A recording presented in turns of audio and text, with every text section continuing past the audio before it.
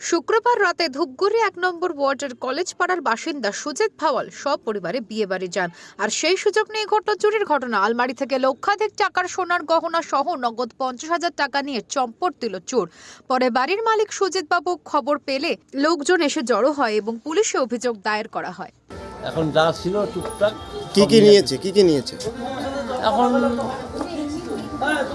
টাকা পয়সা সোনা গয়না কম বেশি তো মানুষের ঘরে থাকেই। কাউকে সন্দেহ করছেন? সন্দেহ তো আমার কাছে কি সন্দেহ করবো বলেন, সন্দেহ করলে তো ধরছি না, বলে কি বলবো, সমস্যাটা লিখে রেখে।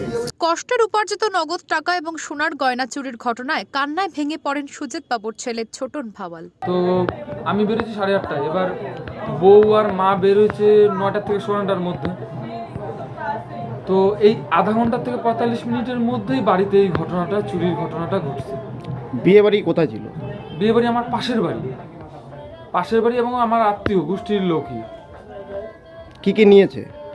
আমার ক্যাশ ছিল আমার 50,000 টাকা। এটা আমার খুব কষ্টের ব্যাপার, আমার নিজের খুব কষ্টের টাকা, আমি এটা মানিয়ে নিতে পারছি না। আর কি নিয়েছে? আর বউর সোনা ছিল, সেই সোনাগুলো নিয়ে গেছে, সোনা যতগুলো ছিল সব। ধূপগুড়ি থানার পুলিশ প্রাথমিকভাবে তদন্ত শুরু করলেও এই চুরির ঘটনায় আতঙ্কের রেশ এলাকাবাসীর মধ্যে।